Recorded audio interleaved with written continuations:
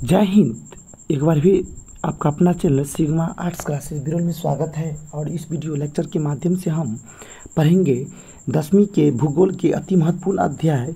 और इस अध्याय का नाम है चैप्टर 2 जो कृषि है, जिसे हम अंग्रेजी में एग्रीकल्चर के नाम से भी जानते हैं। तो वीडियो की शुरुआत करते हैं। सबसे पहले इस वीडियो लेक्चर के माध्यम से हम लोग थ्योरी को देखेंगे और उसके बाद अंत में प्रश्नोत्तर को भी बारी बारी से देखेंगे। तो बने रहिए अपने इस वीडियो में। भारत एक कृषि प्रधान देश है और यहाँ पर विभिन्न प्रकार की उपजाऊ मिट्टी पाई जाती है, जिसके कारण यहाँ के लोगों को खेती करने में आसानी होती है। भारत में विभिन्न प्रकार की मिट्टी भी पाई जाती है, यही बात आपको ध्यान रखना है। भारतीय कृषि के महत्व के कौन से कारण हैं? भारतीय कृषि के महत्व के कारण निम्नलिखित है। पहला कारण, भारत के 69% जनसंख्या किस काम में लगी हुई है? तो कृषि काम में लगी हुई है। यहाँ की विशाल जनसंख्या का जो भोजन प्राप्त होता है न, किससे होता है? तो कृषि से ही हो पाता है। जलवायु, मिट्टी एवं धरातल के विविधता के कारण यह भारत में चाय, गन्ना और इसके अतिरिक्त अनाज भी उगाए जाते हैं। ये अति महत्वपूर्ण है। राष्ट्रीय आय में कृषि का बहुत बड़ा योगदान है, अर्थात नेशनल इनकम में कृषि का बहुत बड़ा रोल होता है। भारतीय कृषि का प्रकार पूछा जा रहा है। Types of Indian agriculture. प्राचीन काल से ही कृषि आर्थिक क्रियाकलाप का क्या रहा है? बहुत बड़ा महत्व प्रदान किया है। और भारतीय कृषि को 3 भागों में बांट करके हम लोग अध्ययन करते हैं। 3 भागों में बांट कर हम लोग अध्ययन करते हैं। पहला हो गया प्रारंभिक जीविका, दूसरा हो गया गहन जीविका कृषि, या तीसरा हो गया वाणिज्यिक जीविका कृषि। तो बारी बारी से हम लोग इसके परिभाषा को भी देखेंगे। तो गहन जीविका कृषि है क्या? तो यह प्राचीन काल में की जाने वाली कृषि है। इसमें लकड़ी का हल, कुदाल, खुरपी इत्यादि का प्रयोग किया जाता था। मेघालय, मिजोरम एवं नागालैंड में इसी प्रकार की कृषि को झूम कृषि के नाम से जाना जाता है। गहन जीविका कृषि क्या है? तो इसके अंतर्गत भूमि को उर्वरा बनाने के लिए, अर्थात उर्वर बनाने के लिए बीजों के रखरखाव और मौसम संबंधित जानकारी प्राप्त की जाती है। इसे ही गहन जीविका कृषि के नाम से जाना जाता है। फिर आ रहा है कि वाणिज्यिक जीविका कृषि क्या है? इस कृषि में किसान को अधिक पूंजी लगानी होती है और इस पूंजी से रासायनिक खाद एवं सिंचाई के लिए तकनीक किसान खरीदते हैं। इसे ही वाणिज्यिक जीविका कृषि के नाम से जाना जाता है। पंजाब एवं हरियाणा में बासमती चावल की उपज इसी पद्धति से उपज होती है। फसल प्रारूप क्या है? फसल प्रारूप, भारत में फसल प्रारूप किस प्रकार के भारत में फसल प्रारूप पाए जाते हैं या होते हैं, इसको देखना है। भारत में भौतिक विविधता पाई जाती है, इसलिए यहाँ खाद्यान्न फसल का उदाहरण है तिलहन, दलहन और सब्जियाँ। चाय असम, दार्जिलिंग में उत्पादन होता है, कॉफ़ी कर्नाटक में और रबर का उत्पादन केरल में होता है। भारतीय कृषि को ऋतु के आधार पर कितने भागों में बांटा गया है? तो भारतीय कृषि को ऋतु के आधार पर 3 भागों में बांटा गया है। पहला हो गया रबी, दूसरा हो गया खरीफ और तीसरा हो गया जायद। 3 भागों में भारतीय कृषि को ऋतु के आधार पर बांटा गया है, ये बात आपको ध्यान रखना है। फिर हम बारी बारी से रबी, खरीफ और जायद के बारे में बारी बारी से पढ़ेंगे। तो रबी फसल क्या है और इसका उत्पादन भारत में कैसे होता है, किस मौसम होता है, और रबी फसल के अंतर्गत कौन कौन से फसल का उत्पादन किया जाता है, इसको देखेंगे। तो इसे जाड़े के मौसम में अक्टूबर और दिसंबर के बीच लगाया जाता है और अप्रैल से जून के बीच काट लिया जाता है। इसके रबी फसल के प्रमुख फसल है गेहूँ, जौ, चना, मटर, सरसों। और इसका जो उत्पादक क्षेत्र है, अर्थात रबी फसल किस क्षेत्र में लगाया जाता है या उपजाया जाता है, पंजाब, हरियाणा और उत्तर प्रदेश इत्यादि क्षेत्रों में रबी फसल की पैदावार की जाती है, उत्पादन की जाती है। खरीफ फसल के रूप में हम लोग देखेंगे। इसको वर्षा ऋतु में बोया जाता है। किस ऋतु में? वर्षा ऋतु में बोया जाता है। खरीफ फसल को वर्षा ऋतु में बोया जाता है और सितंबर एवं अक्टूबर में काट लिया जाता है। इसके प्रमुख फसल इस प्रकार है: धान, चावल, मक्का, अरहर, कपास और मूंगफली प्रमुख फसल इसके है। चावल की खेती मुख्य रूप से असम, पश्चिम बंगाल, बिहार और आंध्र प्रदेश में की जाती है। अब आता है फसल प्रारूप में तीसरा, जायद फसल। तो खरीफ एवं रबी फसल के बीच में जो फसल बोई जाती है उसे जायद फसल कहते हैं। इसे गर्मा फसल के नाम से भी जाना जाता है। अगर आपसे ऑब्जेक्टिव में पूछ दिया जाए कि जायद फसल का दूसरा नाम क्या है, तो आपको ध्यान रखना है जायद फसल का दूसरा नाम गर्मा फसल है। इसके अंतर्गत धान, मक्का, ककड़ी, खीरा, खरबूज, तरबूज और लौकी इत्यादि का उत्पादन किया जाता है। भारत की मुख्य फसलें कौन कौन सी है? तो फसल, समय की अवधि, ऋतु हो गया और प्रमुख फसल हो गया। खरीफ फसल जून जुलाई में लगाया जाता है और अक्टूबर नवंबर तक काट लिया जाता है। यह जो खरीफ फसल लगाने की जो मौसम है वर्षा ऋतु है और इसके अंतर्गत चावल, मकई, ज्वार इत्यादि का उत्पादन किया जाता है। रबी फसल के उनको उत्पादन किया जाता है अक्टूबर से नवंबर के बीच में लगाया जाता है और मार्च अप्रैल में काट लिया जाता है। और इस रबी फसल को उत्पादन होता है शीत में। रबी फसल के प्रमुख फसल है गेहूँ, जो मसूर इत्यादि रबी फसल के प्रमुख फसल है।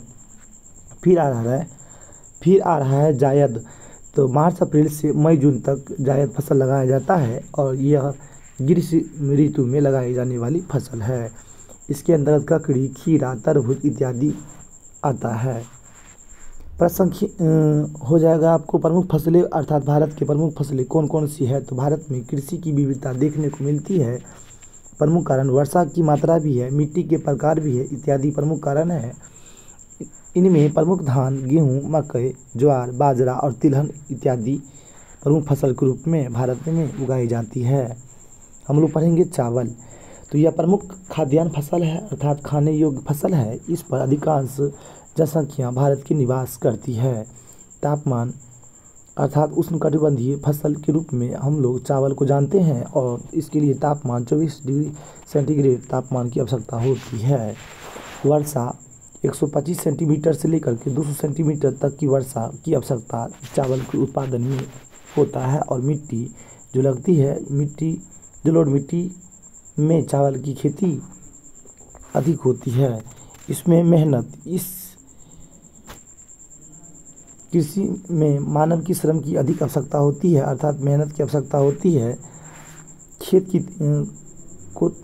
की तैयारी से लेकर के रोपनी कटनी तक का कार्य मानव मेहनत के द्वारा ही संभव हो पाता है। उत्पादन और वितरण भारत का अधिकांश चावल जलोढ़ मिट्टी के क्षेत्र में तथा डेल्टाई तथा तटीय क्षेत्रों में होता है। उत्पादन चावल का हो पाता है। चावल के बाद हम लोग गेहूँ भारत के फसल के रूप में पढ़ेंगे। चावल के बाद गेहूँ भारत की दूसरी खाद्यान्न फसल है। भारत विश्व का दूसरा बड़ा उत्पादक देश है और यह जाड़े की ऋतु में उगाया जाता है। वर्षा की आवश्यकता 50 से 75 सेंटीमीटर वर्षा की आवश्यकता इसमें होती है। उत्तर प्रदेश भारत का सबसे बड़ा गेहूँ उत्पादक राज्य है और इसके बाद बिहार तथा पश्चिम बंगाल इसके बाद गेहूँ के उत्पादन में आता है। मोटे अनाज है क्या? तो मोटे अनाज इसके अंतर्गत ज्वार, बाजरा, रागी इत्यादि आते हैं क्योंकि इनमें प्रचुर मात्रा में लोहा, कैल्शियम और इत्यादि पाई जाती है। अब आ रहा है कि मकई के बारे में। इसे मोटे अनाज के नाम से भी जाना जाता है। अगर आपसे मोटे अनाज के बारे में पूछा जाए कि किस फसल को मोटे अनाज के रूप में देखा जाता है तो आपको मकई बोलना है। इसका प्रयोग मनुष्य के भोजन और पशुओं के चारा के लिए किया जाता है। पशुओं के चारा के लिए भी मकई का प्रयोग किया जाता है। जलोढ़ मिट्टी से इस फसल का उत्पादन ज़्यादा होता है अर्थात जलोढ़ मिट्टी में इस फसल का उत्पादन ज़्यादा हो पाता है। कर्नाटक, आंध्र प्रदेश, मध्य प्रदेश में मक्के की खेती होती है और बिहार, यूपी में भी इसके अलावा मक्के की खेती होती है। गन्ना, यह बांस की प्रजाति का एक पौधा होता है और इससे मीठा रस निकाला जाता है। तापमान 21 डिग्री सेंटीग्रेड से लेकर के 27 डिग्री सेंटीग्रेड तक तापमान की आवश्यकता गन्ना के उत्पादन में होती है और इसमें दोमट प्रकार की मिट्टी की आवश्यकता होती है। विस्तृत क्षेत्र कन्याकुमारी, पंजाब के गुरुद्वारपुर तक इसका उत्पादन किया जाता है। अर्थात गन्ना का उत्पादन कन्याकुमारी, पंजाब के गुरुद्वारपुर तक किया जाता है। फिर आ रहा है कि चाय में थीन नामक पदार्थ पाया जाता है जिसके कारण इसे पीने से हल्की ताजगी महसूस हो पाती है। चाय के उत्पादन में भारत विश्व में चीन के बाद दूसरा स्थान पर आता है। चीन के बाद दूसरा स्थान पर भारत का स्थान चाय के उत्पादन में है। भारत में सबसे ज़्यादा चाय के उत्पादन करने वाला राज्य का नाम असम, पश्चिम बंगाल और तमिलनाडु है। भारत के गवर्नर जनरल लॉर्ड बेंटिंग ने 1834 ईस्वी में पहली बार यूरोप से चाय का पौधा भारत में लाया था। इसके लिए तापमान की आवश्यकता 25 डिग्री सेंटीग्रेड से लेकर के 30 सेंटीग्रेड तक होती है। कॉफ़ी के 3 प्रमुख किस्में पाई जाती है, अरेबिका, लिबेरिका और रोबस्ता। रेशेदार फसल क्या है? इस फसल के अंतर्गत कपास, जूट, प्राकृतिक रेशे इत्यादि आते हैं। रेशम का कीड़ा शहतूत के पत्ते को खा करके बड़े होते हैं। अब आ रहा है कपास। कपास के उत्पादन में भारत का स्थान विश्व में पहला है। कौन सा है? विश्व में पहला स्थान है। किसके उत्पादन में? कपास के उत्पादन में। मिट्टी, कपास के लिए काली मिट्टी की आवश्यकता होती है और कपास का जो विस्तृत एरिया है, कौन है? महाराष्ट्र हो गया, गुजरात हो गया, मध्य प्रदेश हो गया, पंजाब हो गया, तमिलनाडु और उत्तर प्रदेश का राज्यों में कपास की खेती अधिक होती है। हरित क्रांति अर्थात ग्रीन रिवॉल्यूशन क्या है? तो भारत में हरित क्रांति की शुरुआत 1960-70 के दशक में हुई थी और इसके अंतर्गत उन्नत किस्म के बीज, रसायन खाद, सिंचाई का उपयोग करके खेती में क्रांति पैदा की जाती है। यहाँ पर खेती में क्रांति पैदा करने का शाब्दिक अर्थ होता है कि खेतों में फसलों की अधिक मात्रा में पैदावार करना और फसलों के उत्पादन पर विशेष रूप से ध्यान देना। ये हरित क्रांति का उदाहरण है। फिर आता है वैश्वीकरण क्या है, अर्थात ग्लोबलाइजेशन क्या है? वैश्वीकरण का अर्थ देश की अर्थव्यवस्था को विश्व की अर्थव्यवस्था के साथ जोड़ना होता है। अर्थात भारत की अर्थव्यवस्था को इंग्लैंड, नेपाल, अमेरिका इत्यादि की अर्थव्यवस्था और विश्व के अनेक देशों के साथ इनकी अर्थव्यवस्था को जोड़ना ही वैश्वीकरण का उदाहरण कहलाएगा। ये बात आपको ध्यान रखना है। तथा एक देश की अर्थव्यवस्था को व्यापार और निवेश को दूसरे देश से अगर जोड़ा जाता है ना, तो उसे ही वैश्वीकरण के नाम से हम लोग जानते हैं। वैश्वीकरण के कारण ही आज संपूर्ण विश्व क्या हो गया, एक समाज के रूप में उभरा है, जिसके कारण हम लोग ग्लोबल विलेज के नाम से भी विश्व को जानते हैं। ग्लोबल विलेज, क्योंकि कोई भी देश अपनी आवश्यकता की पूर्ति स्वयं नहीं कर पाता है, जिसके लिए एक विश्व के अनेक देशों से अपनी आवश्यकता की पूर्ति, टेक्नोलॉजी की पूर्ति करनी पड़ती है। खाद्य सुरक्षा अधिनियम, food corporation of India, FCI का फुल फॉर्म क्या हो जाएगा? Food corporation of India. तो खाद्य सुरक्षा अधिनियम की स्थापना 1965 ईस्वी में की गई थी और इसका प्रमुख कार्य किसानों से अनाज को खरीद करके उसका भंडारण करना होता है। वर्धन काल क्या है? फसलों के बोने, बढ़ने और पकने के उपयुक्त मौसम को वर्धन काल के नाम से हम लोग जानते हैं। नीली क्रांति का संबंध किससे है? मछली उत्पादन से है। पीली क्रांति का संबंध सरसों के उत्पादन से है और ऑपरेशन फ्लड का संबंध श्वेत क्रांति का संबंध किससे है? दूध के उत्पादन से है। हरित क्रांति का संबंध अनाज की उत्पत्ति या खेतों की हरियाली से होती है। यही बात आपको ध्यान रखना है। फिर आता है आपको अब प्रश्न उत्तर आ रहे हैं कि भारत के 2 सबसे महत्वपूर्ण अनाजों के नाम क्या है? धान और गेहूँ। भारत में कौन से 3 प्रमुख मोटे अनाज उगाए जाते हैं? बाजरा, रागी, ज्वार। आपको ध्यान रखना है। भारत की 3 नकदी फसलों के नाम बताइए? आम, संतरा, केला। भारत की सबसे प्रमुख फसल कौन है? चाय। अंतर बताने के लिए बोल रहा है कि नकदी और रोपण फसल का अंतर। वैसा फसल जिसके उत्पादन को सीधे बाजार में बेच करके नगद पैसा प्राप्त किया जाता है तो उसे ही नकदी फसल के रूप में हम लोग जानते हैं। व्यापारिक कृषि और निर्वाह कृषि क्या है? तो वैसी कृषि जिसे मुख्यतः व्यापारिक उद्देश्य से उगाया जाता है उसे व्यापारिक कृषि कहते हैं। जैसे चाय हो गया, कॉफ़ी हो गया, रबर हो गया, अर्थात उसके बाद आता है निर्वाह कृषि। तो वैसा कृषि जिसका मुख्य उद्देश्य जीवन के निर्वाह के लिए किया जाता है उसे निर्वाह कृषि के रूप में हम लोग जानते हैं। जिस प्रकार हो गया धान। निम्नलिखित में से प्रत्येक के लिए एक शब्द उत्तर देने के लिए बोल रहा है कि हमारे देश में मौसम के आरंभ में बोई जाने वाली और शरद ऋतु में काटी जाने वाली फसल कौन है? तो खरीफ। वर्षा के पश्चात जाड़े में बोई जाने वाली और वसंत ऋतु में काटी जाने वाली फसलें कौन है? तो रबी। भूमि जिसे खेती करके छोड़ दिया गया और ताकि उर्वरता लौट सके उन पर पुनः खेती हो सकती है, चालू भूमि पर पुनः खेती की जा सकती है। कारखाने के उत्पादन से मिलती जुलती वैज्ञानिक तथा व्यापारिक ढंग से की जाने वाली फसलों को कहते हैं चाय फसल। भारतीय कृषि की निम्न उत्पादकता के कारण मतलब कम क्या वजह है जिसके कारण भारत में कृषि के उत्पादन में कमी आ रही है? तो भारतीय कृषि की निम्न उत्पादकता के प्रमुख कारण है। पहला कारण के रूप में आपको ध्यान रखना है भारतीय कृषि किसानों का शिक्षित होना और निर्धन होना। कृषि का मानसून पर निर्भर होना, क्योंकि भारतीय किसान मानसून पर निर्भर होते हैं।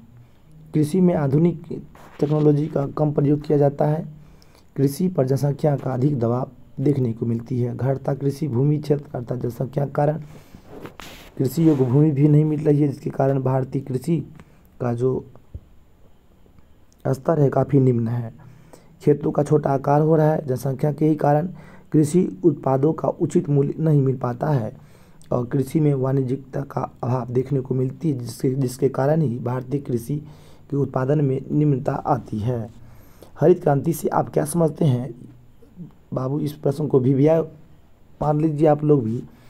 तो हरित क्रांति क्या है? आधुनिक कृषि प्रणाली जैसे उन्नत बीज, खादों, उर्वरकों का प्रयोग, सुनिश्चित जलापूर्ति अर्थात जल की पूर्ति करने की व्यवस्था। जब कृषि की उपज में अधिक से अधिक फसलों के उत्पादन में वृद्धि की जाती है अर्थात फसलों के उत्पादन के लिए जिन नए नए टेक्नोलॉजी का उपयोग किया जाता है, उन्नत बीज का, खाद का, उर्वरकों का प्रयोग किया जाता है, जल की पूर्ति की जाती है, नई तकनीकी का प्रयोग किया जाता है, वैज्ञानिक तरीके से कृषि की जाती है, तो इस प्रकार की कृषि को ही हम लोग कहते हैं हरित क्रांति।